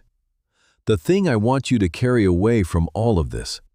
For 40 years, I had believed that if I gave enough love and respect would follow, the way heat follows a flame. I had been wrong my whole life. You cannot purchase a single ounce of the real thing. What you can do, the only thing you can do, is give it freely and hope it is answered. My blood had answered with poison, so I gave the fortune to the ones who answer with loyalty, and in doing it, I finally became a man who could not be bought, sold, or buried, because there was nothing left in me to steal. I was, for the first time in decades, worth exactly nothing. Every account emptied, every deed signed away, every stone in that vault now the property of strangers who had bled for a country and asked for nothing. And I stood there in a stained tuxedo with a bruised hip and a cracked loupe against my chest. And I will tell you the plain truth. I had never in my life felt so rich. Because I finally understood what my whole fortune had been. It had been a cage, and I had spent 40 years polishing the bars and calling it a home. It had drawn to me exactly the kind of people who were drawn to money, and it had hidden them from me behind its shine. Now the money was gone, and the shine was gone, and for the first time I could see every face in that room for precisely what it was. There is no loupe on earth as honest as an empty vault. "Take them," I said to Chief Pierce, and I set the microphone down on the table for the last time. The officers moved. They took Damien first, and he did not go the way I expected. I had thought a man like that would fold, would beg, would try to talk his way out, the way he had talked his way into my company and my daughter's bed. But when the sergeant took his arm, something feral came loose in him. He wrenched and twisted, shouting that we had no right, that this was entrapment, that the old man had set him up. It took 2 officers to bring him down against the floor, cheek pressed into the smeared frosting of the cake he had knocked over. And the whole time his eyes stayed fixed on me, hot and disbelieving, a predator that could not understand how the trap had closed. "Henry, tell them," he gasped, forgetting in his panic that my name was not Henry, that he had never once bothered to learn the man he tried to bury. "Tell them it was a joke. We were worried about you. It was all for you." I looked down at the man who had tightened a bow tie around my throat until the room went dark. I picked up a glass of champagne from the table, the bubbles cold and clean, and I took one sip. "You have the right to remain silent, Damien," I said. I would use it. They hauled him up and marched him down the long aisle, and the beautiful hired strangers parted to let him pass. Phones raised, capturing his ruin for whatever price it would fetch by morning. Veronica did not run. When the officer reached her, she turned to me, and the fear in her face hardened into the oldest, ugliest thing I have ever seen a person become. The devoted wife was gone. What stood in her place did not even bother to hate quietly. "You vindictive old man," she hissed as they drew her wrists behind her. "You think you've won something. You have nothing. You gave it all away. I hope you die alone in that big empty house. I hope your heart stops tonight. Every time you touched me, I wanted to be sick." The crowd gasped, but I felt no wound from it. If anything, I felt something loosen in my chest, something I had been carrying without knowing. "You're wrong, Patricia," I said quietly, using the name she hated one last time. "I won't die alone. I have more real family in this room than you have made in your whole life, because you bought people. I earned them." I nodded to the officer. "Take her out of my sight." She was still screaming when the doors swallowed her, her heels scoring long, pale lines across the polished floor. And then there was only Delaney. She had not fought. She had not screamed. She stood in the wreck of her wedding dress, and when the officer approached her, she dropped to her knees on the stage right there in front of all of them, and she clasped her hands together and looked up at me, and for one moment, she was 6 years old again on a red bicycle, terrified to let go. "Daddy," she said, and her voice was raw, stripped of every calculation. "Please, not the handcuffs, not in front of everyone, please. I'm your little girl. You can stop this. You have the power. You always have the power. Just tell them it was a mistake and we'll go home. I'll take care of you, I promise. I'll be the daughter I should have been. Just don't let them take me." She reached out and caught the hem of my trouser leg, the way she used to catch it in a crowded store when she was small and afraid of losing me. And God help me, my heart lurched. It did. 40 years of loving this child did not switch off because she had earned it. Some animal part of a father's heart does not know how to stop no matter what it is shown. For one full second, I felt the old pull, the desire to reach down and lift her up and make it all not true. Then I remembered the trunk. I remembered the dark and the smell of the spare tire, and her voice, cool and bright and bored, asking whether the old man had signed. I remembered her in the car this morning, calling my hands embarrassing, telling me I had made the ring for myself. "This was always going to be me," she had typed. "You just have to trust me to run it." I reached down, but I did not lift her up. I gently, deliberately unhooked her fingers from my trouser leg, the way you free a thread from a snag, and I took one step back out of her reach. "You're not a child, Delaney," I said. "You're 28 years old. You made a choice. You chose the money over your father. You chose a con man over your family. And a grown woman lives with what she chooses. But I'm sorry, she wept, grasping at the empty air where my leg had been. I'm sorry. I'm so sorry. I know you are, I said. But sorry doesn't open the trunk. Sorry doesn't unwrite the papers you had drawn up to lock me in a ward until I died. Sorry doesn't give me back the little girl I taught to ride a bike. I looked at the chief. She's yours, Cairo. No! She screamed, and the last of the child went out of it as the officer drew her to her feet. No, Daddy, don't do this. I'm your blood. I'm your blood. Blood, I said, is only chemistry. They took her then. She fought at the end, thrashing her veil, tearing loose, and she looked back at me over her shoulder with eyes full of a betrayal she genuinely seemed to feel, as though I were the one who had done this to her. You did this, she shrieked as they pulled her through the doors. You ruined my life. And then the doors closed, and the white of her dress was gone, and the hall was silent. I stood alone on that stage in the wreckage of the party. Spilled champagne, a ruined cake, 200 strangers staring at me, waiting for the old man to break, to weep, to collapse, now that it was finished. I did not break. I reached under my collar and drew out my father's cracked loupe, and I held it in my open palm. My hand was shaking, not with fear, not with rage, with something that had no name, something too large for any one word to hold. Somewhere behind me, a chair scraped, a camera clicked. A caterer set down a tray of glasses that would never be poured, and the small sound of it was very loud in that ruined room. The lilies still stood in their white banks along the walls, and their funeral smell still filled the air, and through the window the afternoon light had gone gold and long across the parquet. I did not say anything. I did not explain it to anyone because there was no one left in that room to explain it to. I only stood there in the quiet, with the small cracked brass thing trembling in my open hand. 40 years of gold dust worked into the lines of my palm around it, and I let it shake, and I did not try to make it stop. The door of the Rolls-Royce closed beside me, with the same solid final sound it had made that morning when Rodney lowered the trunk lid over my face. But it landed differently now. That sound had been the closing of a coffin. This one was the closing of a door between me and everything I was finally walking away from.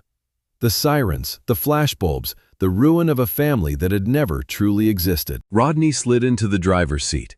He had changed out of the dress blues and back into his ordinary jacket, but he would never again be an ordinary man to me. He adjusted the mirror and caught my eye in it, and there was nothing formal left in the way he looked at me. No lowered head. No sir shaped like a wall between us. He looked at me the way one man looks at another he has stood beside in a fight, and that was all that needed passing between us. He started the engine. The great car pulled away from the curb, threading slow through the maze of police cruisers and news vans choking the drive. And then we were out on the open road, and the mansion fell away behind us into the dusk. We did not speak for a long time. I watched the city slide past the window. The streetlights smeared into long ribbons of gold. We passed the high glass towers where my associates lived, the men who had eaten my food that afternoon and would tell the story at dinner parties for years. We passed the luxury boutiques where Delaney had spent thousands of my dollars on a Saturday afternoon without once looking at a price. We passed the marble bank where the Fuller accounts had sat for 30 years, accounts that now held nothing of mine. Yesterday, every one of those buildings had been a monument to what I had built, a skyline with my name written invisibly across it in gold. Tonight, looking at them through the glass, they seemed like something else entirely. They looked like cages, beautiful, expensive cages, each one built to hold a man, exactly as securely as the trunk had held me that morning. And I had spent 40 years walking into them of my own accord and calling it success. I rolled the window down. The cool evening air rushed in, smelling of asphalt and cut grass, and somewhere the far salt of the sea. And I let it wash over my face, ruffling my silver hair, stinging my eyes. I wanted to feel something real against my skin. I wanted the smell of expensive lilies and expensive perfume, and expensive lies scrubbed out of me entirely. "Where to, sir?" Rodney asked at last. I thought about the question. It was larger than he meant it. I had no home to go to. The estate was a crime scene swarming with officers dusting my life for evidence. The penthouse was a set piece in someone else's fraud. Every address I owned that morning had by evening ceased to be mine, and strangely, the thought did not frighten me. A week ago, the idea of being a man with nowhere to sleep would have seized my chest like a hand around the heart. I had spent my whole life terrified of exactly this, of ending where I began, with nothing, a poor man in a borrowed coat. It was the fear that had driven every hour of every year. It was the fear I had tried to bury my daughter's contempt under, load after load of money, the way you pile sandbags against a flood. And now the flood had come and taken everything, and I found the water only reached my ankles. That was the joke of it. That was the thing no one tells you. I had been afraid of losing it all for 40 years, and now that I had lost it all in a single afternoon, I discovered that the man underneath was still standing, still breathing, still himself. The money had never been holding me up. It had only been sitting on my chest. Now it felt like standing at the top of a hill, with the whole dark country rolling out below, and no fence anywhere in sight, and nothing at all to lose. And I could not for the life of me remember why I had ever wanted a fence. "Not home," I said. "I don't think I have one of those tonight." I looked at him in the mirror. "Do you remember that diner, the one out past the county line on Route 6? The place we used to stop after the late inspections at the shipping yards when I didn't want to drive back to an empty house." Something eased in Rodney's face. "Joe's," he said. "I remember. You always got the same thing." "I did," I said. "Take me there." He did not ask why. He understood the way he had understood everything that mattered since dawn. A man who has just set down the heaviest thing he ever carried does not want a chandelier and a wine list. He wants a hard booth, a paper napkin, and something honest to eat. The car turned off the highway, and the world changed with it. The manicured lawns and gated drives gave way to strip malls and gas stations, to bright, ugly neon and pickup trucks, and families packed into sedans headed nowhere in particular. This was the country I had come from. 2 rooms over a laundry, a borrowed torch at 2 in the morning. This was the America my father had worked his cracked hands raw in, the America I had built a whole company to serve, and then, somewhere along the way, climbed up out of and stopped seeing. Rodney slowed the car and turned into a gravel lot. A neon sign buzzed and flickered above a low building, one letter half dead, spelling out Joe's in tired red light. He parked the $500,000 car between a rusted pickup and a station wagon loaded to the roof with luggage. And the absurdity of it, that gleaming silver machine in that humble lot, made me smile for the first time in longer than I could remember. I opened my own door before he could come around for it. My hip protested the bruise from the marble step gone deep and stiff, and I welcomed even that. It was honest pain. It was the body's plain report of a real thing that had happened. And after a day drowning in performance, a true ache felt almost like a gift. I stood in the gravel and reached up and pulled my bow tie loose, the silk that Damien had used to choke me, and I let it hang open around my collar. I unbuttoned the top button of my shirt. I worked the platinum cufflinks out of my sleeves and dropped them into my trouser pocket, and I stood there in the buzzing red light, an old man in a rumpled tuxedo, stripping off the last of a costume I had worn for a lifetime. Rodney came around the car and stood beside me, looking up at that tired neon sign. "You ready, sir?" he asked. "Walter," I said. "After today, I think you'd better call me Walter." And we walked in. The bell over the door gave a cheerful little jingle as we stepped inside, and the smell hit me all at once, frying onions and old coffee and bleach, and to me that night it smelled like heaven. The place was loud in the ordinary way. Truck drivers argued about a ball game in the corner. A young couple shared a milkshake in a booth 2 straws, laughing about nothing.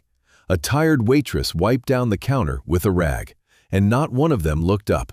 Not one of them knew or cared that the man who had just walked in had 3 hours earlier brought down a dynasty and given away $1 billion in a room full of the powerful.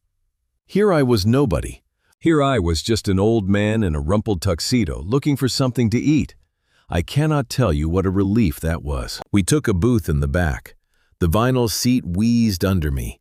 The tabletop was faintly sticky, the menu laminated and peeling at one corner, and I sat there and felt more at home than I had felt in 15 years of marble floors. The waitress came over, pulling a pencil from behind her ear. Her name tag said Jasmine. "What can I get you to?" she asked, popping her gum, entirely unimpressed by us, and God bless her for it. "2 double cheeseburgers," I said. "Bacon, extra pickles, a basket of onion rings, and 2 chocolate shakes." "Coming right up," she said, and walked off without a second glance. And it was the most honest transaction I had been part of in years. When the food came, it came in red plastic baskets lined with wax paper, the grease already soaking dark through the sheet. No china, no crystal. I picked up the burger in both hands. It was hot and heavy and falling apart, and I took a bite, and the taste of charred beef and salt and melted cheese filled my mouth. And I tell you honestly, it was better than any meal I had ever been served under a chandelier. It tasted like the truth. After a lifetime of eating beautiful food across from people who were waiting for me to die, I sat in that cracked vinyl booth and ate like a starving man, because I was one. Not for food, for something real. I ate slowly at first, and then all at once. And somewhere in the middle of that burger, a thing happened that I had not expected. My eyes stung, and it was not the onions. For the first time all day, in the noise and grease and ordinariness of that little room, with no cameras and no lawyers and no one performing anything for anyone, I felt the weight of the whole day catch up with me and pass through me and out the way a fever breaks in the night. I did not weep, but I sat very still for a moment and let it move through me. And Rodney, who misses nothing, said nothing at all, and just slid the onion rings a little closer to my side of the table. I watched him demolish half of them anyway, one eye still on the door, out of a habit he would probably never lose. And I thought about legacy. I had spent my whole life certain that I knew what the word meant. Legacy was the money you left your children. It was the name on the side of the building, the fortune passed down the empire that outlived you. I had built my entire life around that idea, and my entire life around that idea had tried to poison me in a garage. Sitting in that booth, I understood at last that I had gotten it completely wrong. Legacy is not what you leave to the ones who share your blood. Legacy is who is still sitting across the table from you when the money is gone and the music has stopped, and there is nothing left in it for anyone. Rodney did not share my name. He would never inherit my eyes or my chin. But he had reached into a coffin and pulled me out, and he had stood on a stage in his old uniform and handed me back my voice. And that I finally understood was the only inheritance that had ever mattered. I reached into my pocket and took out the cheap burner phone. I set it on the sticky table between us. "Rodney," I said. He looked up, wiping his mouth with a paper napkin. "Yeah, boss. Tomorrow morning, I want you to call Jonathan. Tell him to draw up a new contract." He went still. "You firing me?" "No," I said.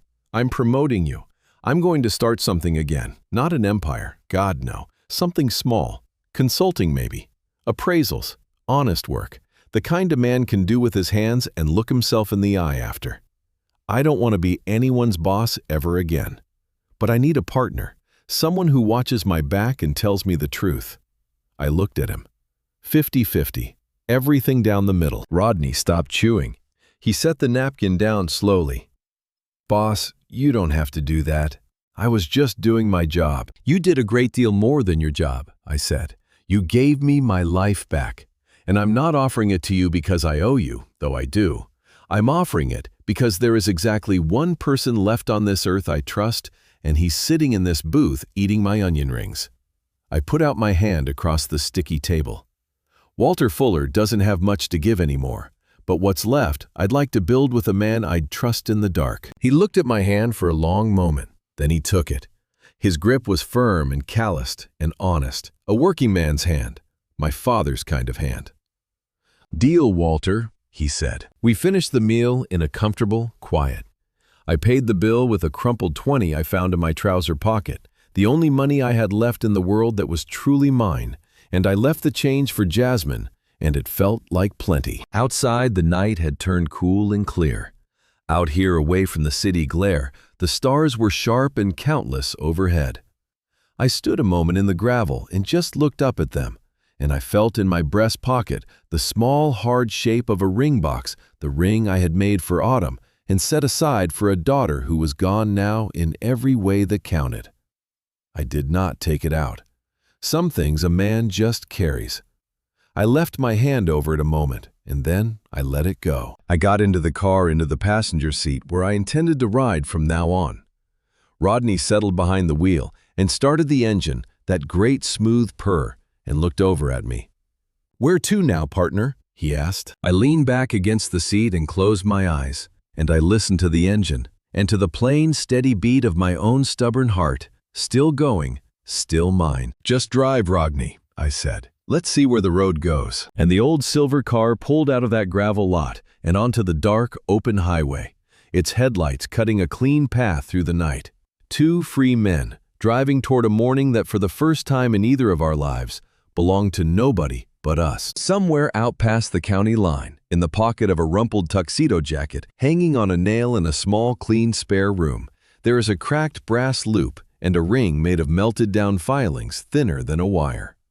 An old man does not take them out often, but some nights he holds the loop up to the lamp and looks at the world through the flaw his father never fixed, and understands at last that the flaw was never in the glass. For most of my life, I believed that if I gave enough, love would come. That a man could purchase loyalty the way he purchases gold by the ounce and hold it just as securely in a vault. I was wrong in a way that nearly cost me my life.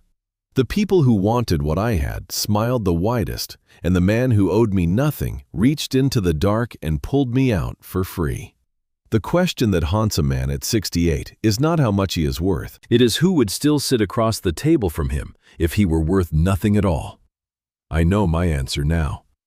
It cost me a fortune to learn it, and it was the cheapest thing I ever bought. I do not tell you this story so you will pity an old man. I tell it because somewhere tonight, God knows another good soul is confusing the ones who want their money for the ones who love them. God gives us blood, but God does not promise that blood will love us back. Sometimes the family God sends arrives in a uniform or an apron or behind the wheel of a car, and we are too busy watching the ones who share our name to see it. So let me ask you the way that day forced me to ask myself. If everyone who was supposed to love you turned their back, who is the one who would still walk into the fire for you? Have you told them what they mean to you, or are you still spending your best years on people who are only waiting for the reading of the will? Tell me in the comments, and if this story moves something in you, take a moment to like it and subscribe so the next one finds you too. I will be here. I will be reading every word.